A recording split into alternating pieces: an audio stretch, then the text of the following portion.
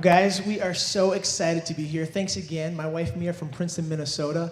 And just to help, I'm going to pose a problem. The problem is that we have so many sharp leaders, I think, in our ministry and our churches.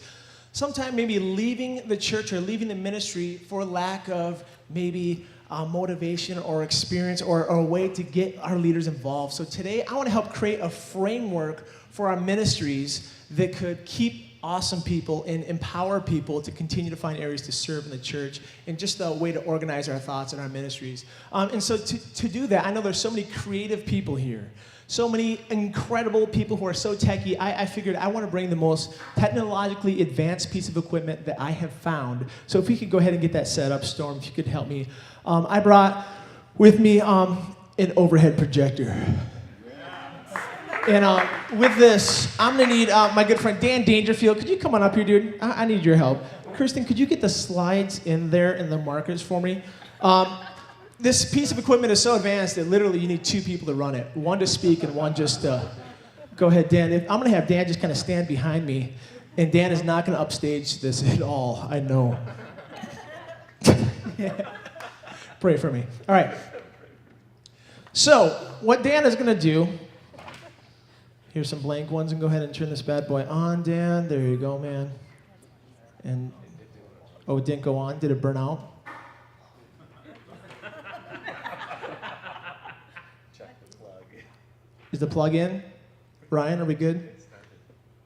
I hear the fan going. You know what, and Dan, maybe you can just Vanna White this thing, and you're going to just kind of show the slides if the bulb is not opening. What's that? Put them up over the TV. Oh, okay, we'll just make it happen. Today, here's what I'm going to do. If you guys want to take out your pencil and paper, and I'm a very visual guy, and so I'm going to have you draw some things as we kind of talk about things today. So the first one is going to be this. Dude, man, this piece of technology was so reliable for years. I don't know why we ever would deviate from this bad boy. Okay, Dan, if you could go ahead and just show people. Man, I'll wipe this thing. Oh, there it is. There it is. Let's give Dan a big hand. That was just... And hold it and don't move. Okay, draw a frame. And the first thing that we're going to have you do, and Dan, go ahead and put the first thing on over this. There it is. There it is. Draw the word vision. Or write the word vision. You don't have to draw vision. That'd be interesting. All right. People perish for lack of vision. We found that out in Proverbs 29. I mean, that's such a classic verse. What I want us to focus on when we are framing our ministry, the first and foremost needs to be we need to understand our vision.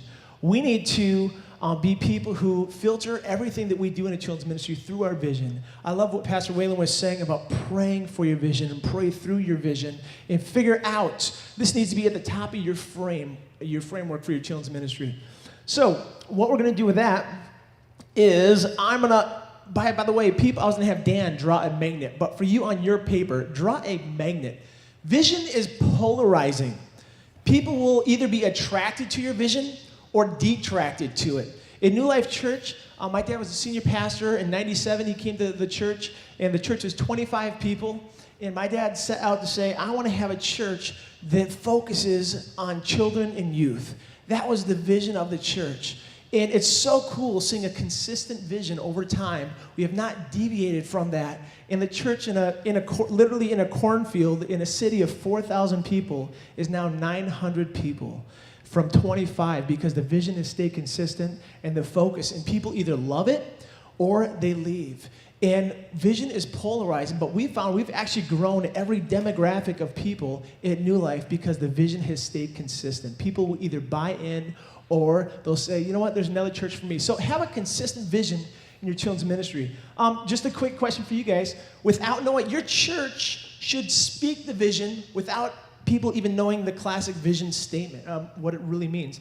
For instance, I'm going to ask you guys, without, you probably don't even know Nike's vision statement. What do you think it is? So without knowing the exact vision statement that they have, what do you think it is? What do you think? Just shout it out. Just do it. Just do it? Just what do you think their vision is? Just do it? Just do what? Just do business papers, office supplies, sports. They've taken over like every single sports industry. They're infiltrating. They want their name and their brand to be a part of. I mean, I don't think they make Nike ping pong paddles yet, but they're probably going to soon. I mean, it's just one of those things. Their vision is to infiltrate the sports world. How about Coke? Coca-Cola, what's their vision? We might not know Coke's official vision statement, but what do you guys think it is? You said what? Share one. Yeah? Dude, how about those names on the Coke? Isn't that genius? Wow, people are buying me Cokes, and I didn't even buy it for myself. That was awesome. Coke's like official vision statement is to be within arm's reach of a Coke anywhere in the world. And I just think that's crazy. You see Coke everywhere. I mean, there's Coke Santa, there's the Coke Polar Bears, there's the Coke, share a Coke. It's so we even understand kind of Coke's vision without knowing the official vision statement. Why I say this is people at your church should know your vision without reading it on a website. They should be able to walk into your building and say, wow, you know what? I can tell this place is about kids. People say that all the time at New Life. Wow, there's kids everywhere. There's kids everywhere. In a small church on a Wednesday night, we'll have 500 kids birth through 18 years of age. The adults have to meet off campus because Pastor Chuck has said this place is about kids and youth. Adults, you're going to need to find another place to meet. The vision has stayed consistent. It is so fun to be a part of a church where the vision has stayed consistent, and it's people understand and feel it without even having to read it. Second part, Dan, how's your arms doing, man? Okay, go ahead. Look at this. Really holding that thing would work. I'll let you take that down for now. Ministries. All right. Second side of the frame, ministries. All of our ministries at church need to be filtered through the vision. Every single ministry needs to be filtered through your vision. And this is actually very freeing when it comes to recruiting people for your ministry. Because you should be so passionate about the vision as we're launching ministries and processing who and what and why and how within ministries, everything, the vision should preach for itself. I'm going to let you go ahead and set those down just for 1 second to give you a breakdown. Thanks so much. With ministries, I'm going to talk about recruiting people, just a tangent on this. I heard Carly Fiorina, the former CEO of Hewlett Packard, say this. And this is worth writing down. Check this out. The truly limitless resource in the world is the human potential. The truly limitless resource in the world is the human potential. As leaders, when we can start looking at people with the potential that God has placed in them, we can call them to great things. One of my favorite verses in the Bible is Ephesians 2:10. I mean, we're God's workmanship, created in Christ Jesus to do good works, to do great things. When we can start speaking life into leaders. In a New Life with ministries, we found so many times we don't launch ministries without people. I don't know if it's the same at your church, but you don't just say, you know what, we're going to do this, and we're going to force, and we're going to try to find people to make. A lot of times, people have lined up with the vision of the church and their giftings, and we've called them to do great things, and sometimes we've built ministries around people's passion. So, just to challenge you, unlock, that's true leadership. True leadership is this, unlocking people's potential around you. That's true leadership. So I want you guys, including myself, if it's kids running sound, kids doing skits, get our kids involved in ministry, get our leaders involved, but unlock that human potential. All right. Dan, I'm gonna have you do something, and this is gonna be fun. Go ahead and draw for me a stoplight on your paper. Draw a stoplight. Yeah, on a blank one. Go ahead. And here's how to process if your ministry lines up with your vision at your church. Thanks, Dan. Thanks for choosing me. Dan, you know what? Only the best. Don't get oil on those things from Williston. He's like filthy all the time. Anyway. Sorry.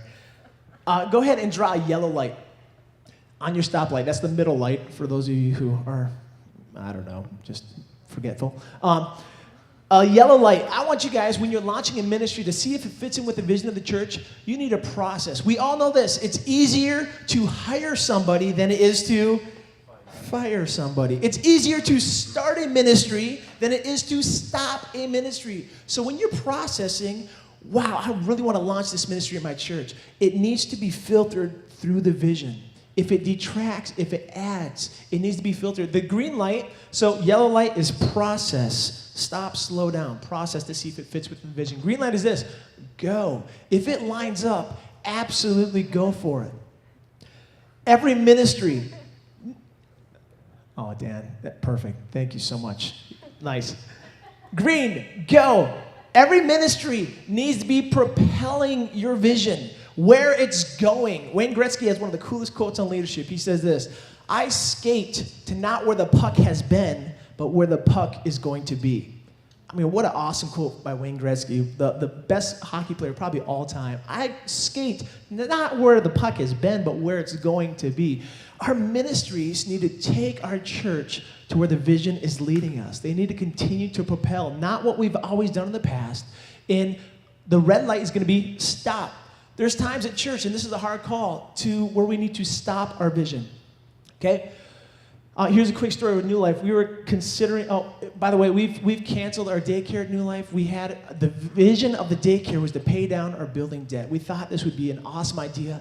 It was losing money. So because it did not line up with the vision, it was not a personnel failure. You can go to your people and say, you know what, the vision of this ministry was this. It's not accomplishing the goal. It's not you. It's just when we had benchmarks of where we wanted to be, this isn't where this ministry is going, so we're going to have to stop it. We've stopped. In Minnesota, we have like 7 really hard months out of the year, in like 5 like really nice ones. In summer, people guard their summer so bad. We've had to stop summer ministry as far as on Wednesday night ministry because we processed. We're having ministry. We're asking leaders to come in, and all of the kids are just the pastor's kids and their leaders' kids that they're bringing with them. It wasn't being effective, so we had to process, is this reaching our vision? So we've actually had to stop that, but we still have other things throughout the summer, but just not the midweek service. So stop ministry. With our Sunday school, we processed, should we do Sunday school? And we hit the yellow light. Let's reevaluate this. We came up with an awesome strategy to relaunch our Sunday school based on where's the vision taking us. We flipped the whole Sunday school on its head saying, what do we want a 5th and 6th grade boy or girl to look like when they graduate children's ministry? And we started there, and we transformed. We just launched, kind of like McDonald's, when they launch a new product, they launch small, then they see if it works, and they get larger. They don't just all of a sudden, hey, new church-wide policy, we're going to start this. Sometimes that works. Sometimes it's nice to have that freedom to fail in a smaller setting where the collateral damage isn't as much with resources. So we started with just a brand new 5th and 6th grade Sunday school program called Battle Zone, how to equip kids, how to go through the armor of God, doing a Dare to be a Daniel, talking about purity. And then we did that for 2 years before launching our 3rd and 4th grade Sunday school, where we are calling it our Explore Zone, how to get kids diving into God's Word, be confident using Scripture. Then we launched ID Zone. So that's our 1st and 2nd, how to find your identity in Christ. We have an FBI room where kids are searching out ideas, and it's just so cool. Started on saying, is Sunday school meeting our vision? And it wasn't, so we had to rework it. And right now, we have just as many kids who show up to our 1st grade Sunday school than I do in my 2nd service kids church. It's awesome, and that's not normal. It's not normal. But our ministries need to be filtered through the vision. Next, Dan, if you could add, if you guys want to put measurement. Measurement. We need to find ways to measure our ministries to see if they're going well. In the church world, this is so vague. It is so hard. Bill Hybels has done studies. I'm going to just give you one quick point on all the small groups, thinking, man, if people just get into small groups, they're growing spiritually. In his book called Revealed, he talked about the number one sign of somebody growing spiritually in your church is if they are a self-feeder.